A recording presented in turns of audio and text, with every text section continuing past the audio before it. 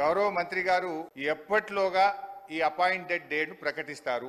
ఏ రోజు నుంచి ఆర్టీసీ ఉద్యోగులను ప్రభుత్వ ఉద్యోగులుగా గుర్తిస్తారు? పరిశీలనలో ఉంది, చూస్తాం చేస్తామని కాలయాపన చేయడం కాదు.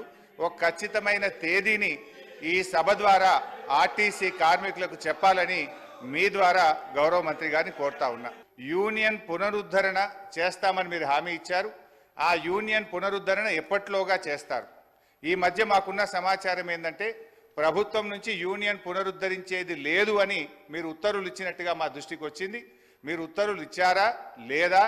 ఇవ్వకపోతే ఎప్పటిలోగా యూనియన్ పునరుద్ధరిస్తారు? 10 సంవత్సరాలుగా ఎప్పుడైతే మనం కమిటీ కాలేమో ఒక కమిటీ వేసి 10 సంవత్సరాలుగా చేయనటువంటి వీళ్ళు ఎలక్షన్ల ముందట ఎటువంటి సంప్రదింపులు లేకుండా, ఏమి చర్చలు లేకుండా, కనీసం ఆర్టీసీ యాజమాన్యంతో కూడా మాట్లాడకుండా అదరబదర తీసుకొచ్చి మళ్ళీ దానికి రాజకీయ రంగం పులవడానికి కార్మికులను రెచ్చగొట్టి గవర్నర్ అనుమతిస్తలేరు, గవర్నర్ దగ్గర ఇంటికి పోయి ప్రొటెస్ట్ చేయించేటువంటి రాజనీతి చేసిన వీళ్ళు ఇలా మాట్లాడుతున్నారు. ఆర్టీసీ కార్మికులకు సంబంధించి గౌరవ సభ్యులు అడిగినట్టుగా ఆన్సర్ చెప్తున్నా, ఒప్పుకోండి.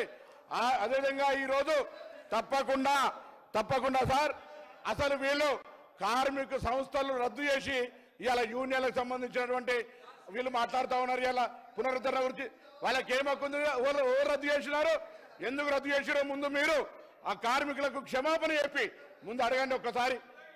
మీరు యూనియన్లు రద్దు చేసి మీరు ఆర్టీసీ గౌరవ అధ్యక్షులు మీరు మీ కుటుంబ సభ్యులు ఉండి వాళ్ళు అన్నమో రామచంద్ర అంటుంటే కూడా చచ్చిపోతే కూడా 50 రోజులు సమ్మె పట్టించుకోండి మీరు.